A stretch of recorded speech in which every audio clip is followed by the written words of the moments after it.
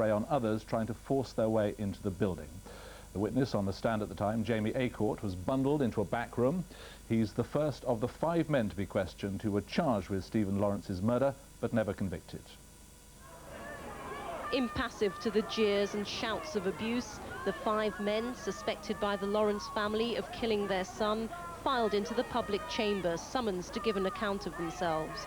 The 5 who weren't given police protection were accompanied by friends and family and were given a barbed and hostile reception. An insouciant kiss for the angry crowd from Jamie Acorte, the first to take the witness stand. He was followed by Luke Knight, seen here in the blue shirt, who, along with Neil Acorte and Gary Dobson, can no longer face criminal proceedings. David Norris brought up the rear. But angry scenes in the lobby area brought an abrupt stop to Jamie Acorte's evidence. Scuffles broke out between police and members of the public as the crowd swelled and numbers allowed into the chamber were restricted.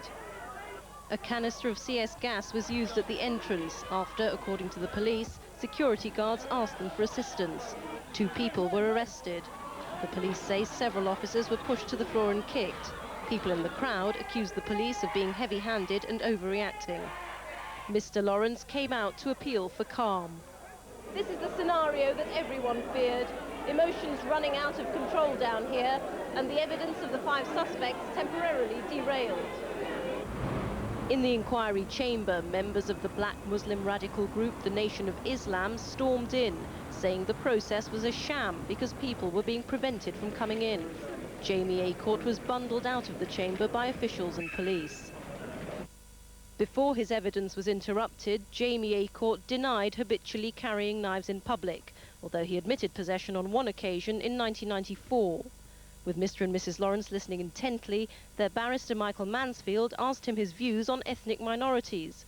Jamie Acorte denied being racist or ever using racist expressions, to jeers of disbelief from the public gallery. The inquiry has already been shown this footage from a police surveillance operation, showing 4 of the 5 youths with knives and using viciously racist language. Jamie Acorte, who wasn't present at the time, said he wasn't shocked by it. "It's nothing to do with me," he said. Rita Chakrabarti, BBC News, South London. And our legal affairs correspondent Joshua Rosenberg is outside the inquiry. Joshua. Well, within the last few minutes, the inquiry has resumed, and counsel for 4 of the 5 suspects asked 2 options to the inquiry chairman, Sir William Macpherson. But first of all, that he should take further evidence from the 5 suspects by a closed-circuit video link, or secondly, alternatively, that the inquiry should sit in private apart from Mr. and Mrs. Lawrence. Sir William has rejected both of those suggestions. Counsel for Jamie Acorte said he felt very exposed when he was rushed by protesters. A voice from the public gallery said, well, he knows how it feels now, doesn't he? Mrs. Lawrence was seen to be talking to 1 or 2 of the protesters, and I'm joined now by Azim Haji of the Stephen Lawrence Family Campaign. Mr. Haji, can you tell me how Mr. and Mrs. Lawrence feel about what happened this morning? Well, both Dorian and Neville Lawrence have made personal attempts to try and speak to their supporters, to calm them down. They're very anxious that nothing should be done to jeopardize the possibility of these suspects giving evidence in person.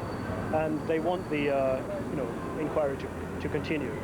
So they were obviously rather disturbed by the fact that a number of people burst into the chamber and seemed to be heading for the witness.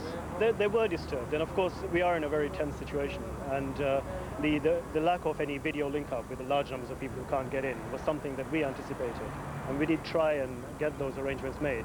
Thankfully those arrangements are going to be made now, so hopefully there shouldn't be a repeat of that. And briefly, what's the reaction of the family to the evidence that we've heard so far from Jamie Acorte?